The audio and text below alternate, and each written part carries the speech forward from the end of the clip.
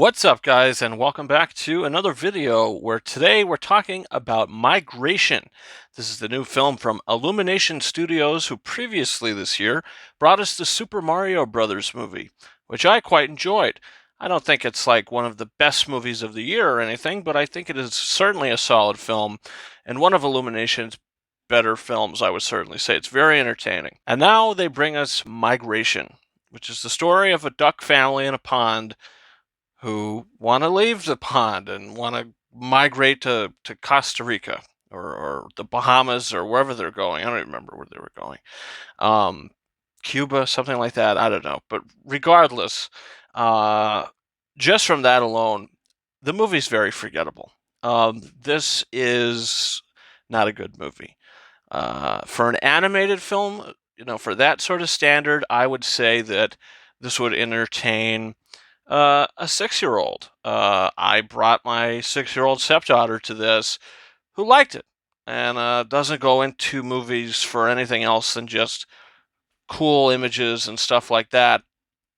It was moderately entertaining. So I think that for a younger kid, I think that's who this is aimed for. If you are anywhere over, I don't know, 10, I don't think you're going to get anything out of this movie, especially for an adult. Taking your kid to see this, it's supposed to be a family film, something like Super Mario Brothers or the Despicable Me films. They're more family orientated, so adults and kids can get stuff out of it.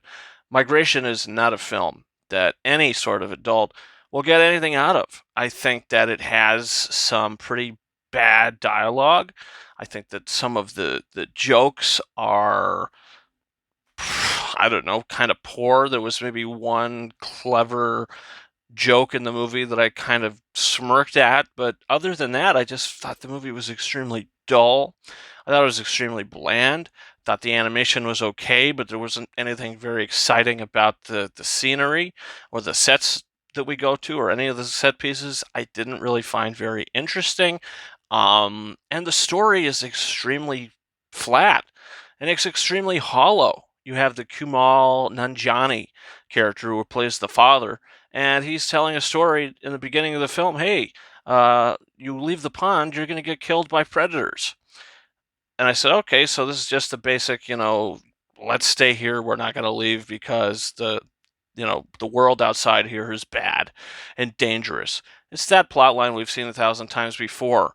And he just instantly, within seconds, changes his mind from not wanting to do it to being gung ho and ready for this migration, this adventure.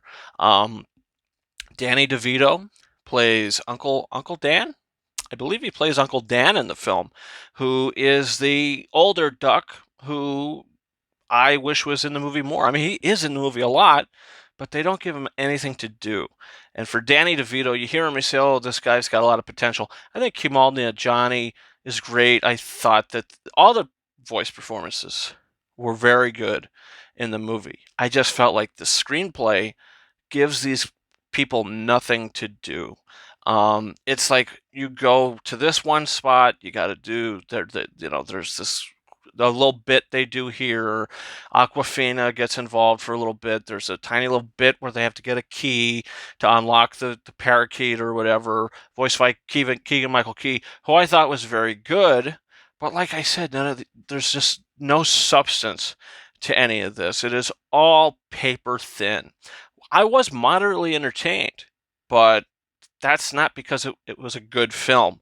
If I sit on my front porch and just watch the cars drive by for an hour and a half, I'll be moderately entertained by that. But it's not going to give me anything else than something to look at. And that's all this movie is really, something to look at. I thought John Powell's score was a lot better than what this movie deserved.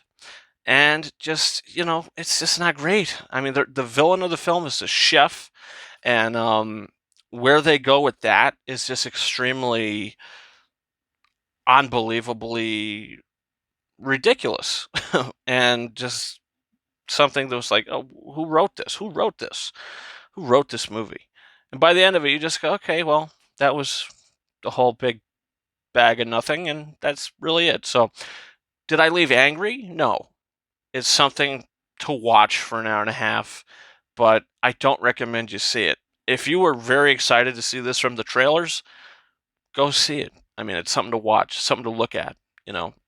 But I can't guarantee that you're going to get anything out of this movie.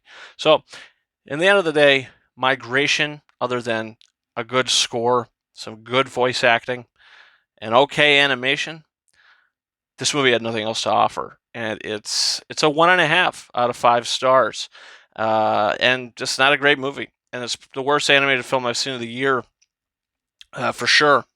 A lot of animation this year was pretty good, but this one it's just not going on, and that was a shame because the trailers looked like it could have had something to say. Maybe, who knows? It's not doing very good at the box office, and I could see why. It's just not a very good movie. So, comment down below. Did you see it? What'd you think about it? What'd you think of Illumination? What's your favorite Illumination movie? Mine? I don't know. Not entirely sure. I do really like Super Mario Bros.